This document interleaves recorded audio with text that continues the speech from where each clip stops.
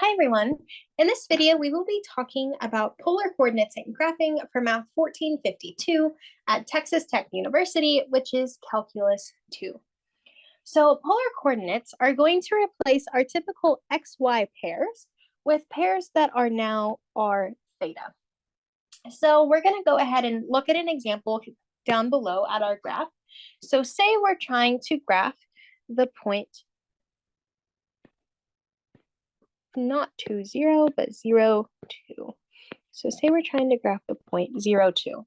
So if this is an XY pair, then that means whenever we're looking at how we move left and right, we're moving no units for our X value. And when we look at how we're moving up and down, we're going to move 2 units up for our Y value. And we're going to get this point here. Now, if we're instead looking at polar coordinates, instead of saying how we move left and right, up and down, we're going to rotate and then move out. So for example, if we look at the point pi over 2, 2, where this is our r and this is our theta, we're going to start at our 0 angle on our unit circle. So remember, we have 0, pi over 2, pi, and 3 pi over 2.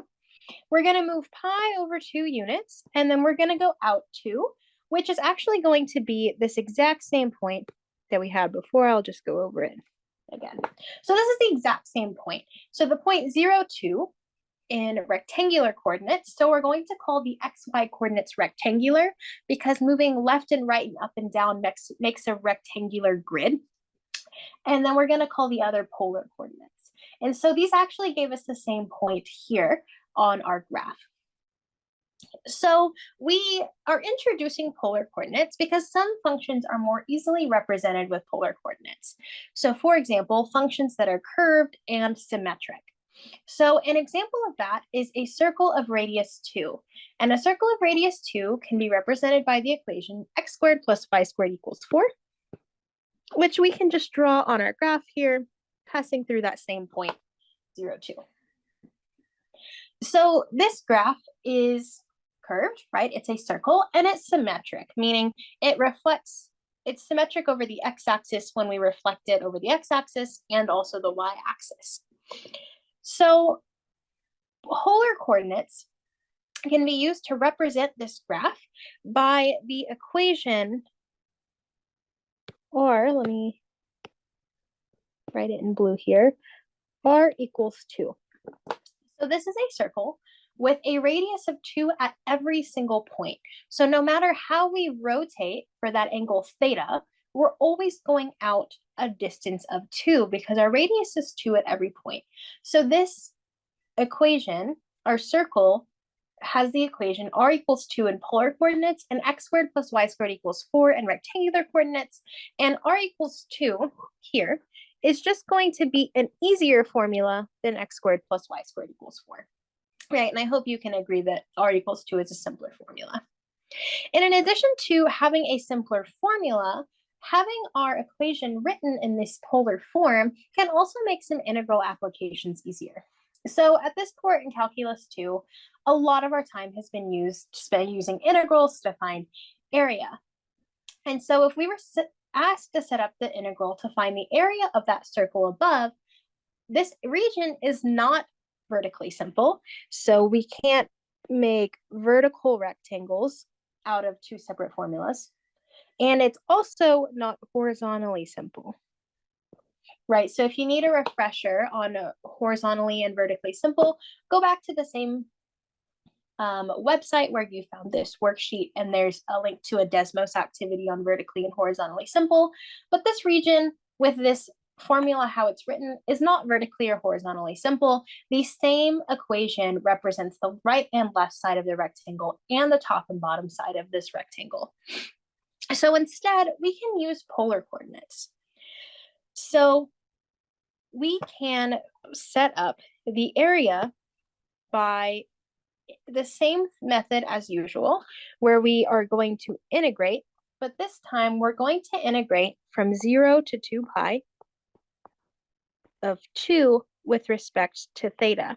Our integrand is our is the R formula, where we're integrating 2. So this is saying instead of having these rectangles, what we're actually having instead is we're going to have what look like pie slices.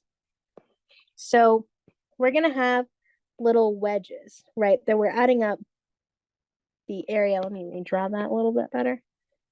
We're adding up these kind of wedges of this pie slice as we go from different angles, and we're just going to kind of swoop this around the whole circle. And at each point, that line has a length of 2, and then we're adding it up, going all the way around the unit circle from 0 to 2 pi. So when we integrate this, we just integrate like normal, how we learned in Calculus 1. So this is going to be 2 theta, and then our bounds go from 0 to 2 pi.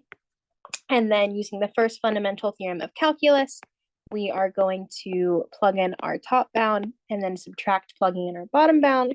So this is going to give us 4 pi minus 0, which is 4 pi.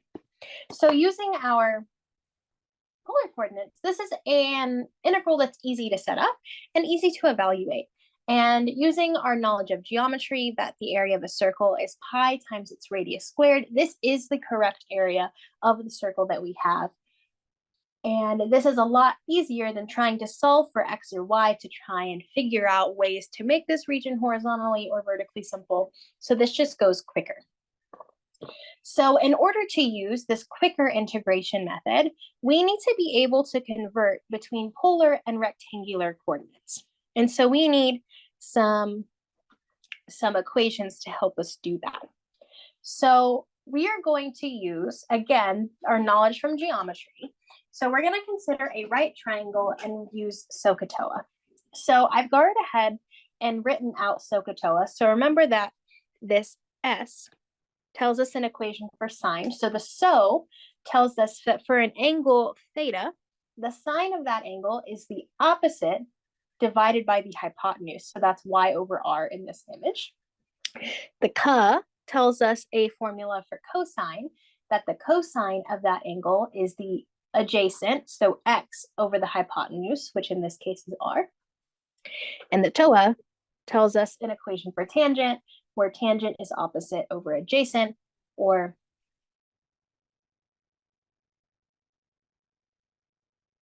x, y over x. So y being the opposite and x being adjacent to it. So we know this from our high school geometry classes, and we can use these equations to solve for these two here below.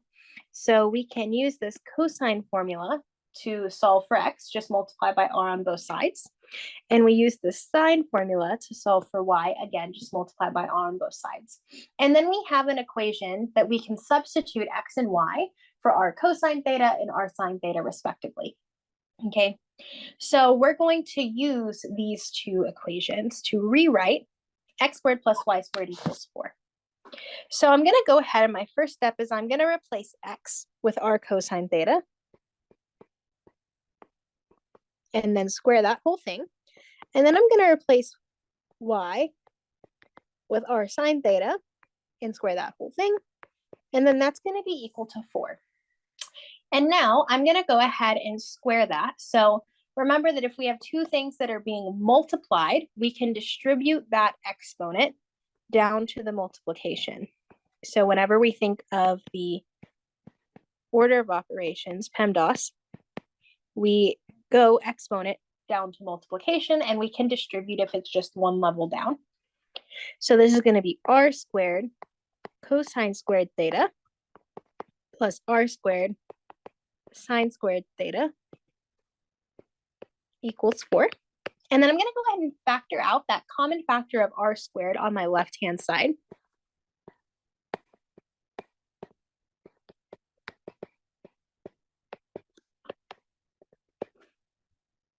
Okay, so now I have a common factor. I have factored out my r squared, and we have in our parentheses cosine squared plus sine squared. And again, we're going to lean a little bit on our geometry here, more specifically our trigonometry. And remember that cosine squared plus sine squared is the same thing as sine squared plus cosine squared, and that's just equal to 1. So in our parentheses is actually just a 1. and anything times 1 is just itself. So r here is going to equal 4. And when we take the square root of both sides, we have that r is going to be plus and minus 2. But with these equations, because r is the length of that triangle, it doesn't make sense for a triangle to have a negative side length. So we're just going to have r equals 2. And that is how we do the conversion. So this was the long way of doing the conversion that we just kind of eyeballed up here, where we saw that, okay, everywhere there was a radius of 2, therefore r equals 2. So besides circles, all of the other polar equations that we deal with aren't going to be as easy as circles. Circles are the easy example, and the others tend to be a little bit more complicated. So the others, we're actually going to have to use this conversion process to find a polar expression. However, there are going to be some polar functions that are just common. So besides the circles, other graphs that are curved and symmetric, where we're just going to go ahead and know what those graphs will look like. And so depending on your instructor, they may or may not have you memorize a lot of these equations, but we can do all the same kind of math that we've learned of finding area of just under a curve, area between curves, for all of these functions. So before we get to them, I just want to point out any of the equations using sine are centered on the y-axis, and any of the equations using cosine are centered on the x-axis. So this is just going to be a list of them. So this part of the worksheet is the exact same on my screen and the version that you should have. So we have the circles that we can see already. So we are used to r equals a radius centered with radius a, but if we have a sine theta or a cosine theta, then it just centers the circle on the x or y axis and actually makes it a little bit smaller. The next type is the cardioid. It's named that way because this graph looks a bit like a heart. So it's like our circles, but one side is just pinched in to make that top of a heart shape. The next is the limison. And so for our cardioid, we can see that this A would distribute right to each of these terms. But with our limisons, this A and B are different. And so depending on the relationship of this A and B, we get different graphs. So if they're equal, then we could have factored it out like our cardioid formula. But if B over A is less than 1, then we get this loop here. You can see on this first limison row. And then if B over A is greater than 1, then we don't quite come to that point of a heart. We just kind of get this dimple for these limisons. And next we have lemniscates, which look like an infinity symbol, either centered on the x-axis or centered on the line y equals x. And then finally, roses. So like I said, different instructors will have different expectations when it comes to memorizing these formulas, being able to draw them, and knowing how the formula changes them. But what I've done here is kind of highlight how the A's and the N's for the roses determine what the graph looks like. So for example, for roses, if there's an N inside the parentheses that's odd, we're going to have an odd number of petals that matches N. But if N is even, we're going to double the amount of petals, and that's going to be an even number. And the petal length is always going to be that coefficient in front of sine and cosine and things like that. So I'm going to leave this to you all to analyze yourself and see, okay, how do the A and B affect essentially the X and Y intercepts of these different functions, these different graphs, and how they look. But this is kind of a cheat sheet for all of the polar graphs that you may encounter, in addition to, when in doubt, we can always convert between polar and rectangular coordinates. So that's going to be all for this video. Good luck.